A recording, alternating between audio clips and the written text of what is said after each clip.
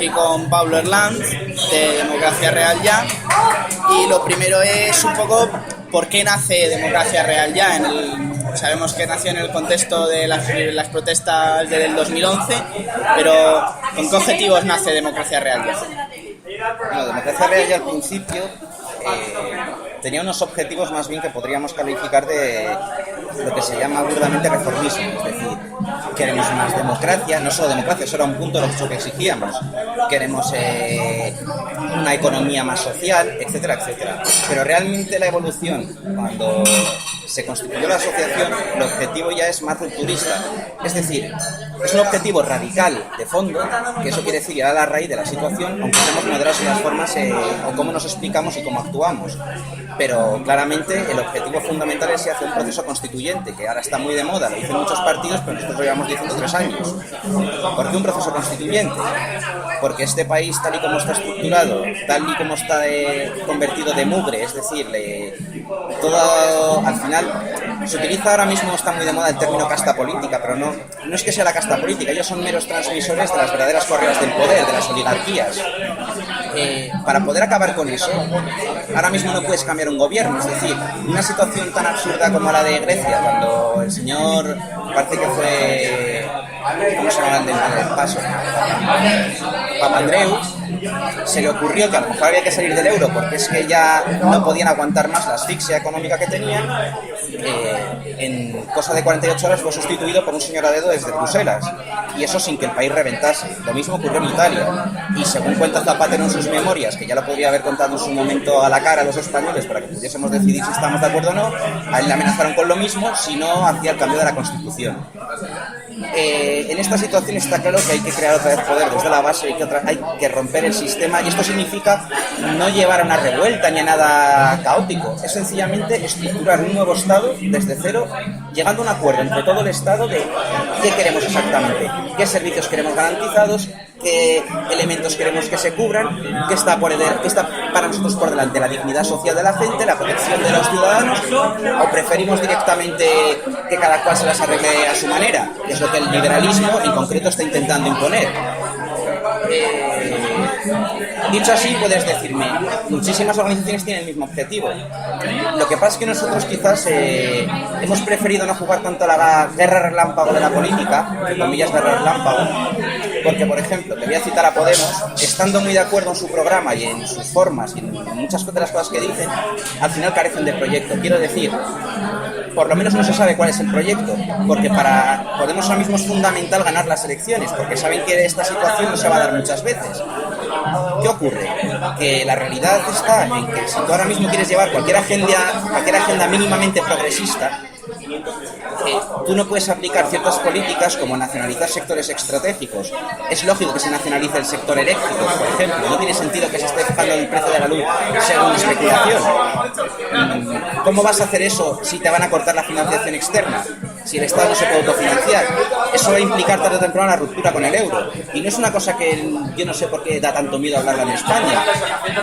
Otros partidos, por ejemplo, el Partido Comunista de Portugal o el Partido Comunista griego lo habla sin ningún tipo de problemas.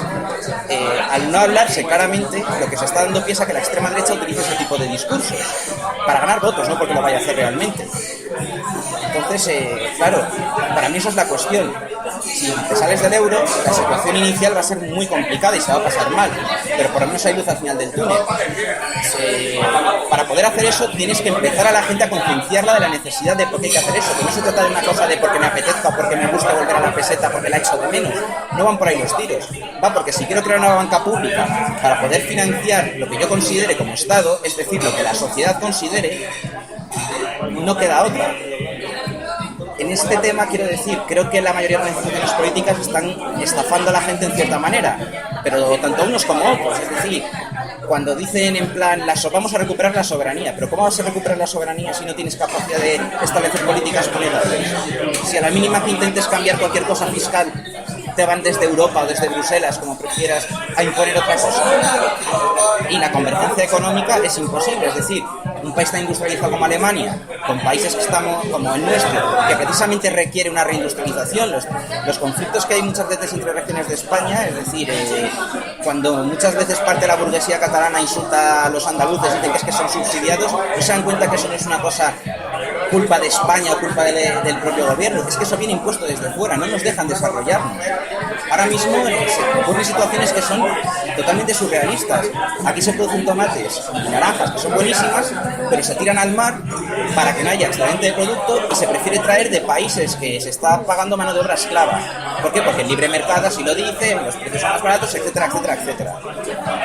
Claro, para poner políticas proteccionistas donde se proteja el producto local, el pequeño consumidor, el comercio justo, y todo eso lleva un tipo de economía diferente, eso implica tener que romper con las jerarquías que se han organizado desde Bruselas. O por lo menos decirles, si queremos mantenernos en este contexto, es con estas condiciones. Y nada de esto se va a poder negociar hasta que se vaya con la verdad por delante y a cara descubierta. Porque yo podría, por ejemplo, imagínate hacer un discurso populista y decir, venga, me presento a las elecciones, no vamos a salir del euro, no, todo va a ser maravilloso. Pero al día siguiente encontrarme con que si quiero cumplir el punto número 1 de mi programa, tengo que empezar por ahí. ¿Qué hago? ¿Hago lo contrario de lo que he prometido en el programa? ¿Llevo a la gente a una situación de 2 años de pobreza sin haberles avisado antes? Quizás eso es lo que creo que es el valor diferencial de Democracia Real Ya.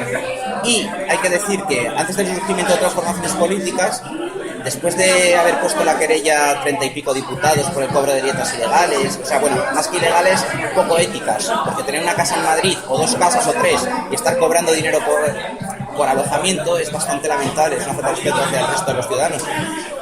Pero bueno, que en ese aspecto tuvimos la oportunidad en su momento de haber ido a los medios, nos sacaban en muchas entrevistas, pero hubo una especie de consenso en nuestra organización de decir, hasta que no tengamos claro el proyecto, es decir, que no podamos decir, punto por punto, si mañana he llegado al poder, ¿qué voy a hacer? El punto A va a ser este, B va a ser este. No se puede engañar a la gente, hay que decir la verdad. Mejor no salir en los medios para contar historias, porque para hablar de más democracia, más ciudadanía, no. Aquí hay que hablar ya claramente de la clase trabajadora frente a la clase oligárquica, hay que hablar claramente de los equilibrios que se dan en la sociedad y hay que intentar hacer en todo este proceso electoral pedagogía ante la gente. Por eso nuestra postura no está tan alineada con otras que ahora mismo se denominan postmarxistas o socialismo postmodernista o cosas de este estilo. Cuando nos dicen, es que no decís que sois claramente de izquierdas, bueno, es que a día de hoy decir en España eres de izquierdas o eres de derechas, para mí es decir, eres neoliberal de izquierdas o eres neoliberal de derechas. Estamos hablando de lo mismo, cambiando 4 cositas. Es decir, que a mí me quiten el copago, que me quiten tal, cuando la estructura social y económica sigue siendo la misma, no me vale de nada. Este problema, si se quiere solucionar, hay que ir a la raíz. Y para ir a la raíz, es lo que te decía al principio, hay que ir al proceso constituyente y ponernos de acuerdo en qué clase de modelo y qué clase de economía queremos. Y eso es básicamente, me he extendido un poco, pero es para resumirte un poco cuál sería el objetivo de Democracia Real Ya. Luego podríamos ir punto por punto desarrollando cada tema, cómo se podría hacer, pero básicamente creo que al final todo va a llevar a lo mismo. Porque en cuanto hurgues un poquito la economía más progresiva, que se vaya a las grandes fortunas, ya te van a empezar las primas de riesgo de los mercados a subir, entonces tú ya vas a tener que emitir dinero de otra manera desde el Estado y todo nos va a llevar, nos guste o no nos guste, a una ruptura con el actual sistema. Eso es lo que hay que tener claro, que hay que cambiar de régimen político. El régimen del 78 está agotado, no es ningún secreto, es decir, los 3 pilares del sistema, que son las autonomías, la monarquía y el sistema de partidos, el bipartidismo, ya no gozan de la credibilidad de la gente, al final están denostados. E intentos como el que está haciendo el PSOE, en fin, que el tema de Sálvame del otro día es poco menos que ese señor se permite llamar populista, por ejemplo a Pablo Iglesias, es decir, pero vamos a ver, si es que no es patético que llamar a Jorge Javier en mitad de Sálvame, es bastante triste, es decir, la política está convirtiendo en un espectáculo televisivo y realmente nosotros apostamos porque la política tiene que no solo recaer en la ciudadanía como se dice, que también, sino recuperar su dignidad y tener un poco de rigor. Antiguamente los debates que había en el siglo XIX y en el siglo XX, sobre todo en la primera internacional, la segunda internacional marxistas, eran unos debates de altura, o sea, donde se hablaba de que la política tiene que ser científica y no convertirse en meros chascarrillos y meros dimes y diretes para gustar más, gustar menos, que es lo que se está convirtiendo. a raíz de la creación de Democracia Real Ya has hablado de la distinción clara que tiene que haber entre oligarquía y la clase trabajadora. Democracia Real Ya en su origen y actualmente suele estar siempre vinculada, siempre más o menos a los movimientos sociales cercanos estrechamente con el 15M. El 15M se sabe su discurso ciudadanista y por tanto reaccionario. ¿Qué posición toma Democracia Real Ya sobre esto? ¿Qué clase de crítica me refiero? Sí. Es que lo que te comentaba anteriormente, a raíz de la división de Democracia Real Ya en la antigua plataforma y la creación de la asociación, que es ahora mismo donde está el grueso de Democracia Real Ya, se decidió optar por otro discurso que, claro, hay que ir poco a poco, porque me refiero, no puedes en plan sacar ciertos símbolos porque la gente ahora mismo se te asusta. Yo lo que creo que precisamente hay que hacer es crear esa conciencia de clase, que es la pedagogía de la que te hablaba. El movimiento 15M, el problema es que, claro, ahí se ve un reflejo bastante explícito de aquel libro que escribió Lenin, La enfermedad infantil del izquierdismo, pero es que parece que lo llevas ahora mismo a la realidad, es paso por paso a aquello. Yo reconozco que he sido parte de eso, yo he caído en eso, o sea, en su momento me dejé llevar por la ilusión, pero la política no es ilusión. La política es, como se ha dicho toda la vida, hechos son amores y no buenas razones. La crítica que nosotros hacemos ahora es muy grande, es decir, no tienes más que seguir nuestra página de Facebook o cualquiera de nuestras publicaciones y ya no utilizamos el término ciudadanía o lo utilizamos el mínimo posible. Tampoco utilizamos el término la gente corriente, la clase política. No, nosotros hablamos de clase trabajadora, de clases populares. Hablamos claramente en términos de Estado, en términos de dialéctica de clases. Y aunque cueste un poco introducir esos términos, poco a poco lo intentamos desarrollar. Yo repito, reconozco que el 15M tuvo una vertiente bastante reaccionaria y yo he sido parte de él y Democracia Real Ya ha sido una pieza fundamental allí, pero el hecho de haber embargado de ilusión, el haber creado una lucha interclasista, que eso muchas veces ha sido, junto con la socialdemocracia, la antesala al fascismo, vamos a ser claros, ha impedido que realmente otras formaciones que sí tenían un carácter revolucionario hayan podido llegar a algo. Creo que ahora sí que se puede hacer, sí que se puede llevar a cabo ese proceso revolucionario, aunque habrá que esperar a que, como ya sabes en estos términos, habla de que las condiciones objetivas y subjetivas converjan. ¿Qué va a pasar? No lo sé, todavía depende mucho del papel que juegue Podemos en toda esta situación. Solamente ellos saben el proyecto que quieren de verdad. Personalmente, si es lo que están vendiendo los medios, mal vamos. Es decir, si va a ser socialdemocracia light, así no cambiamos nada. Es más, lo que estamos dándole es un balón de oxígeno al sistema. Y ahora mismo, que es cuando se empiezan a tambalear todos los pilares, es cuando hay que darle el golpe definitivo. Pero para darle hay que hacer con mucha inteligencia. Y hace falta la unidad de la gente. Pero la unidad de la gente no es de la gente en abstracto, es de la gente que es clase trabajadora. Es decir, los que están siendo expoliados, los que sufren realmente los recortes, los que sufren todas las políticas que se están tomando. Porque la austeridad o la subida de impuestos no afecta a todo el mundo por igual, afecta siempre a los mismos. Brevemente, antes me comentabas, fuera de las cámaras, sobre que el patriotismo ahora mismo está tomado como una parte de lo que serían ideologías de derechas. Brevemente, ¿cómo solucionarías esto en España y lo trasladarías a lo que era el patriotismo en la Unión Soviética o en otros países socialistas, o como lo tomaba el FRAP aquí en España antes, o como lo toma el Partido Comunista Acción Proletaria en Chile? Yo, por ejemplo, respecto a los ejemplos que has puesto, yo les tengo bastante admiración. Lo primero, Frente Revolucionaria Antifascista y Patriota, que por cierto, muchísima gente que fue represaliada por el franquismo, que luchó contra la dictadura, a día de hoy se les ignora, nadie quiere saber nada de ellos. Fuerzas supuestamente progresistas se olvidan de que hay presos políticos todavía de aquella época, sea del PC marxista-leninista, del PCR, del Grapo, me refiero. Todo eso está olvidado y creo que eso se merece un recuerdo importante, porque esa gente luchó. Pues se puede estar más de acuerdo o menos de acuerdo con sus ideas, las formas, lo que quieras, pero esa gente luchó por este país, que eso es lo primero que hay que tener en cuenta.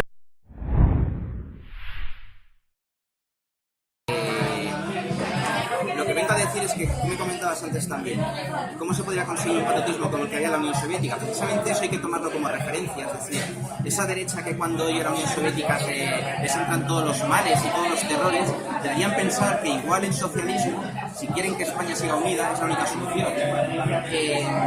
Hay que pensar que, por ejemplo, en la Unión Soviética había cientos de nacionalidades, en España dicen que hay 3, ahí había cientos y todos tenían un sentimiento único de nación. ¿Por qué? Porque al final el bien común, el bienestar social, los intereses de la clase trabajadora estaban por encima de todo. Y yo creo que personalmente la única forma de recuperar un patriotismo serio es yendo al discurso de clase, dejándonos de nacionalismos de una maldita vez. Y cuando digo nacionalismos me refiero a los periféricos, al interior y a todos. Es decir, el nacionalismo solamente sirve para dividir, es una herramienta de la burguesía. Lo que hace falta es hablar del discurso de clase, y cuando la gente realmente se sienta unida por ello, entonces se podrá hablar de un país, porque ese país estará relacionado con eso. Por lo menos yo la única manera que veo para recuperar un patriotismo de izquierdas es ese. Y sobre todo, el día que se consiga eso, es otro duro golpe que se le dará a la derecha rancia. Porque hay que tener en cuenta una cosa, lo triste es que a día de hoy la idea de nación que se llevó Franco a la tumba es la que se siga manteniendo. Es que ese es el mayor éxito que se le puede dar al dictador, que estando en la tumba todavía se haya quedado la bandera, se haya quedado el sentimiento, se haya quedado todo y se siga creyendo que es eso. La izquierda tiene la obligación de arrebatar ese sentimiento, de sacar su bandera y sustituirla por lo que ese dictador hizo durante 40 años. En unas pocas palabras, ¿nos podrías describir qué son para ti los siguientes más o menos personajes y conceptos que te voy a señalar? ¿Qué es para ti revolución? Lo puedo decir de una manera muy academicista o de una manera Pocas palabras, simple y en pocas palabras. Una revolución realmente es un cambio de un orden social existente a un cambio totalmente nuevo, que por lo menos en sus raíces se parte de nuevos principios y se empieza a construir una sociedad desde ese nuevo orden. Ernesto Che Guevara. Un gran revolucionario, gran teórico y sobre todo consecuente. José Díaz.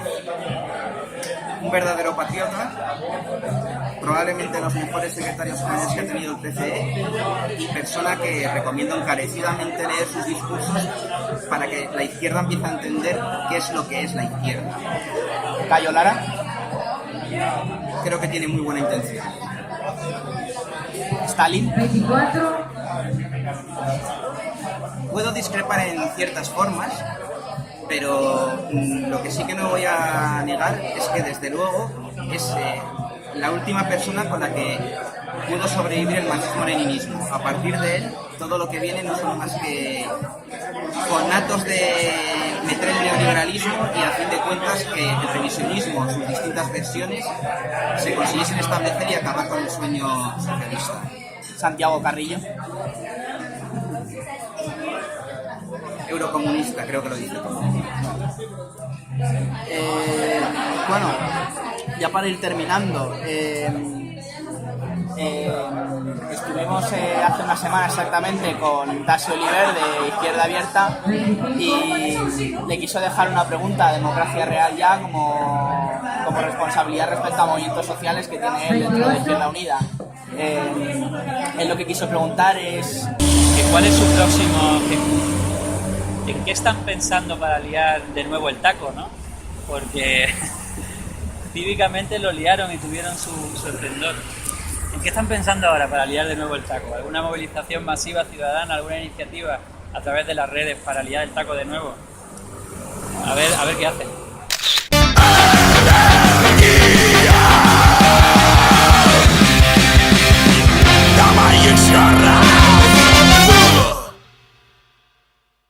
Pues lo siguiente que vamos a hacer es, lo primero estamos terminando de estructurarnos bien. La revolución no se hace, se organiza. Eso es lo primero. Lo segundo, tener claro cuál es el proyecto. Consensuarlo entre toda la organización para que todos vayamos en la misma dirección. Y después veremos si finalmente nos metemos también en la carrera electoralista, que ahora parece que a todo el mundo le da por ahí. Pero, ya te digo, nosotros, personalmente, nunca vamos a actuar en el corto plazo y queremos ganar, pero no solamente ganar. Queremos hacer pedagogía durante todo ese tránsito. Y personalmente, nuestra mayor apuesta Y de hecho, hablando hacia Izquierda Unida, es apoyar al sector de Izquierda Unida, que ahora mismo yo sé que tiene congoja y que realmente lo está pasando mal, porque les encantaría poder decir que hay que romper con el maldito euro, que no pueden cumplir una sola de las promesas que hacen sin esa condición indispensable, y por lo menos darles un vaso de oxígeno si conseguimos llegar a algo, para que sepan que nosotros sí que vamos a luchar por la vía rupturista. Y ya para lo último, no tenemos todavía claro cuál va a ser nuestro próximo entrevistado, pero ¿te gustaría dejarle alguna pregunta? Me gustaría... Es que claro, depende de quién sea el entrevistado. Pero yo le preguntaría básicamente, en la situación actual, realmente, ¿qué es más importante? ¿El qué queremos? ¿El cómo lo vamos a hacer? ¿Tenemos que pensar serenamente ambas cosas? ¿O quizás hay que primero diseñar un modelo de país para después poder llevarlo a la práctica?